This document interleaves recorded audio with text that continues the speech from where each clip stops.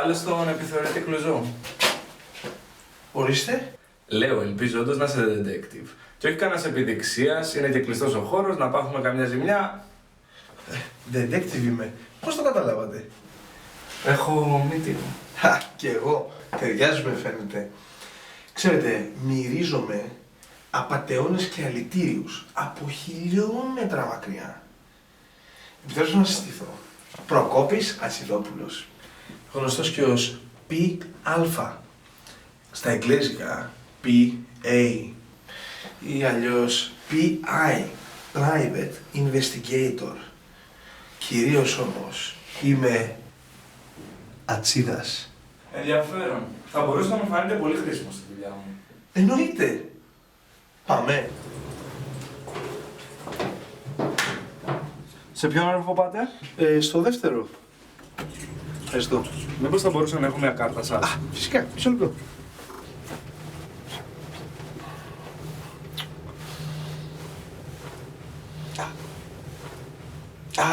Νάτι. Ορίστε. Ευχαριστώ πολύ. Α, εδώ κατεβαίνετε. Ναι. Τι μου είπατε, με τι ασχολείστε όμως? Με αυτοκίνητα. Με αυτοκίνητα. Επί της ευκαιρίας να σας ρωτήσω, τι αυτοκίνητο έχετε? Α, μια Chevrolet. Ευχαριστώ πολύ. The American Dream. Να είστε καλά. Γεια χαρά, γεια.